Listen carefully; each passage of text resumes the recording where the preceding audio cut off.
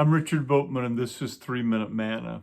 Romans chapter 12, verse 2 says, "Do not be conformed to the patterns or the behavior of this world, but be transformed by the renewing of your mind."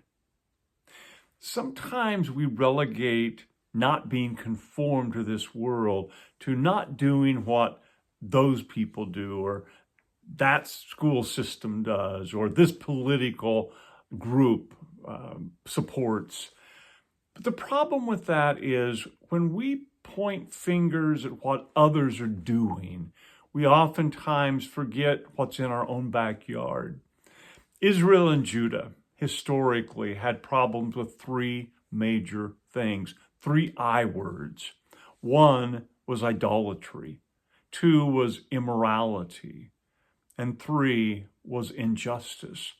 I want to challenge you to think in terms of not what others are doing, that we don't want to do that to be conformed to the world, but what about in my own life? How am I walking in different areas of idolatry? What am I valuing more important than God? Perhaps in my schedule, perhaps in the way I conduct my life, what I give priority to, what I give my energies to, my resources to. How am I committing idolatry by loving something more through my actions than God? Immorality. What about my thought life?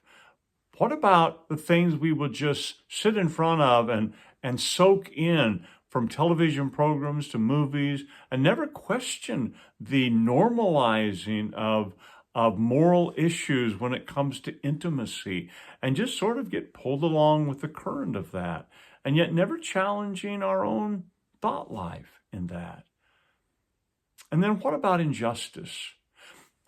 How do we deal with our attitudes regarding the powerless, those that do not have voice, those that are marginalized?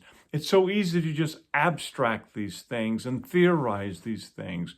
But in real life, what's our attitude about those that have been excluded and pushed aside? Do not be conformed to this world, but be transformed by the renewing of your mind. To learn to think the thoughts of Christ, to immerse ourselves in the scripture and in the love of God. Jesus said, love God with all your heart, soul, mind, and strength, and your neighbor as yourself.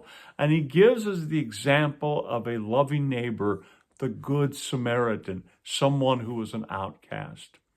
May our minds be renewed to the way of Christ, and may that lead us to have our minds restored and our lifestyles reclaimed to deal with immorality, idolatry, and injustice that may be present in our lives.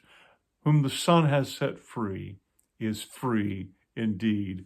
Go with God, and God will go with you.